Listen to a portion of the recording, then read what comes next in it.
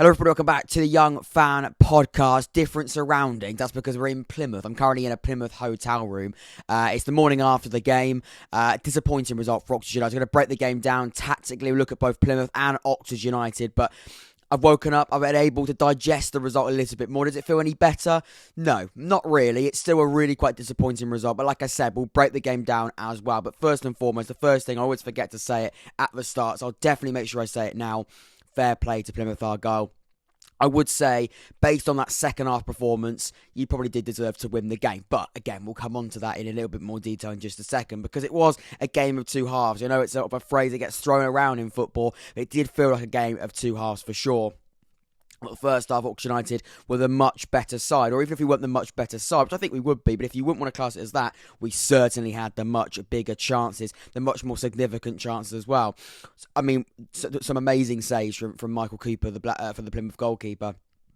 I thought it was phenomenal, and in a phenomenal game, especially, like I said, in that first half. I thought a first to save from Gavin White was an absolutely brilliant effort from Gavin White, to be honest. It was a brilliant ball from Billy Bowden. Gavin White probably should have done a bit better, but it was a brilliant, I mean, I don't think he could have done any more than what he did. It was a brilliant move, and I think the finish itself, I think Gavin White certainly expected it to go in. We, behind the goal, certainly expected it to go in. But like I said, I don't think he could do much better with it. It was just an outstanding save from the goalkeeper, but a brilliant move from Oxford United. The second chance, not as good as the first one, I'd say, but still quite a significant chance in the game. A ball, I think it was Billy Bowden again, but this time actually him on the end of a ball. A good save at his near post again from Micheal Cooper. Another chance for Oxford United that goes amiss, and you felt, it's one of those in the moment you go, that's going to be a big chance. That's going to be a significant chance. You don't normally get, I mean, you do. I mean, I remember looking at, I was sat next to the person I was watching it with, and I looked over and I said, that's going to be an influential chance. If we don't win this game, or we don't get anything from this game, that's going to be the moment that we pinpoint. And here we are talking about it on a match reaction, losing the game, and we're talking about that chance, because it felt like that was going to be a really, really significant moment in the game if we hadn't gone and won it. If we won the game 2-1 or got a 1-1 draw, you maybe look back on it, but you go, at least we got something from the game. Now we come away from nothing. They're very, very important chances that don't go in for Oxford United, and that's the frustration for me. If I could highlight my emotions still this morning, it still is frustration. And that, again, it is really quite annoying, because we knew we had moments, and especially in that first half. The second half, a little bit of a different story. But the first half itself, a brilliant first half for Oxford, you could say. And like I said, even if you didn't class it as a brilliant first half performance, I think you probably would start as a really, really good one. We didn't take our chances. And that's what happens when you don't take your chances. And in the second half, you're not on the front foot. You're not as relentless. You don't have that sort of momentum that Plymouth were able to gain in that second half. And they took their chance. They had. Didn't have many chances, Plymouth, in the game.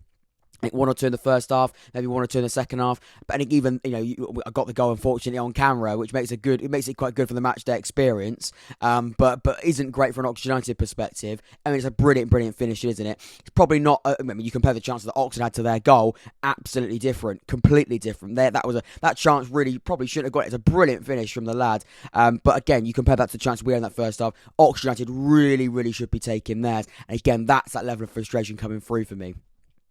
In terms of Plymouth in the second half, it was really quite relentless, and the frustration I've got again is we didn't come out on that front foot. We didn't come out wanting, like we wanted to really get something from the game. We felt that we were quite happy to finish the game 0-0.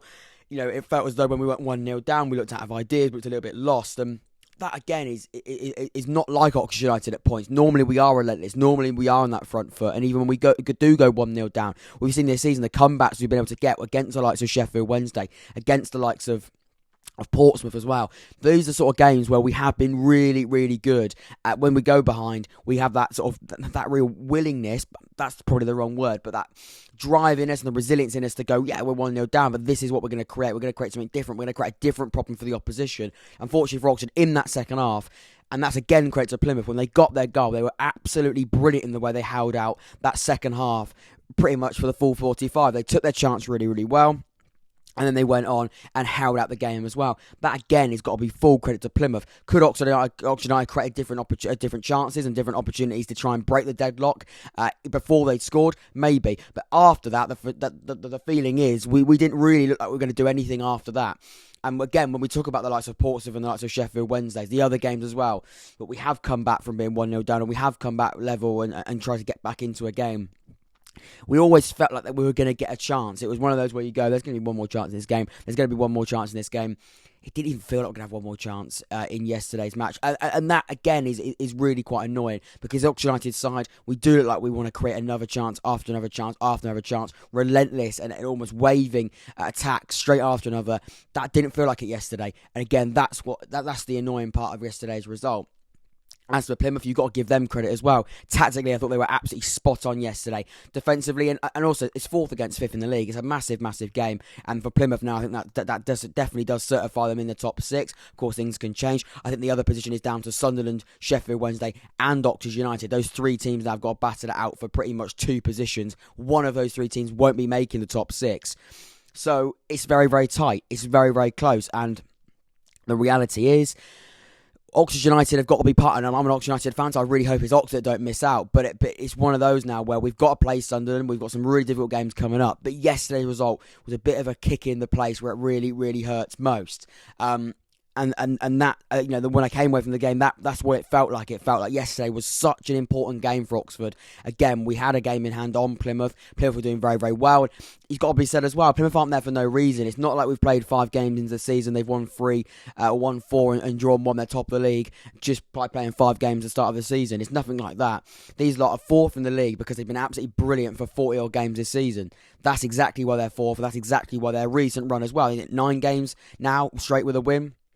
That stuff doesn't. That stuff is something to sort of. It isn't a lie, really, is it? It's not something that Oxford United could hide, really. And I think we got pretty exposed to that brilliant run that Plymouth were on yesterday because they looked like a top side. They looked like a side that definitely were with confidence. Wasn't probably Plymouth's best performance of the season. Second half I thought was brilliant for them, but the first half probably not the best. And they'll probably look back and go, maybe in the first half they could be a little bit better.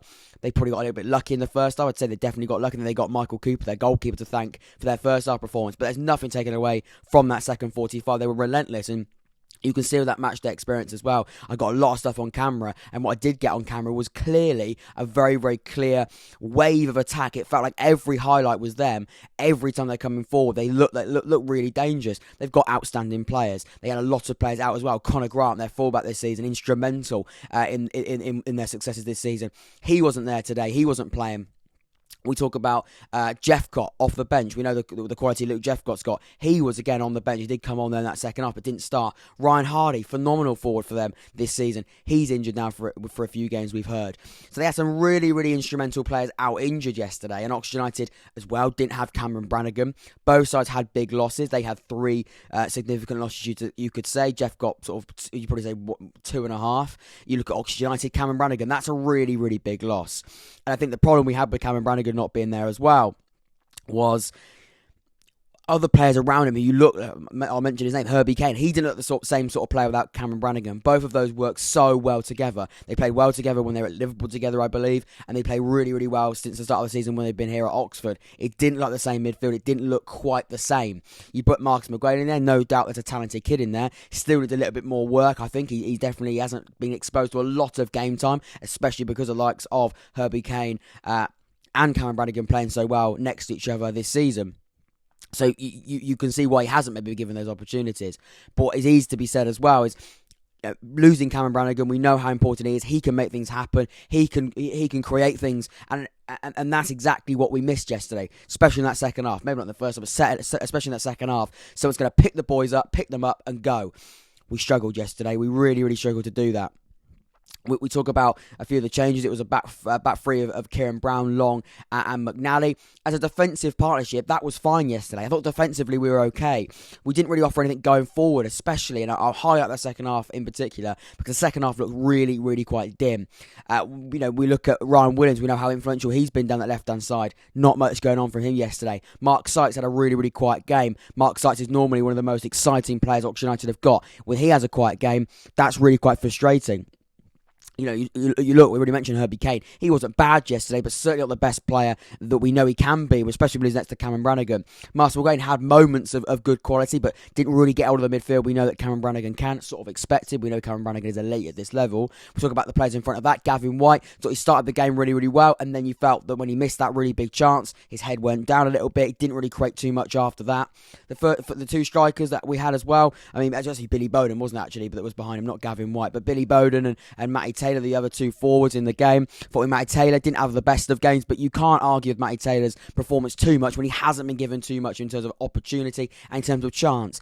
It's easy to sort of blame a striker when you don't score a goal, but if you're not going to get him any chance, you're not going to create him anything, what do you expect? And that's what we got yesterday. We sort of got what we deserved if you don't give a striker the opportunities and the chances in a game. We know Matty Taylor's a sort of striker now where, yes, he's going to press, yes, he's going to work hard. Is he going to win the ball in the air? Probably not. Is he going to finish a chance? Is he going to get one? Of course he is. We didn't give him a chance yesterday. That's what we really get.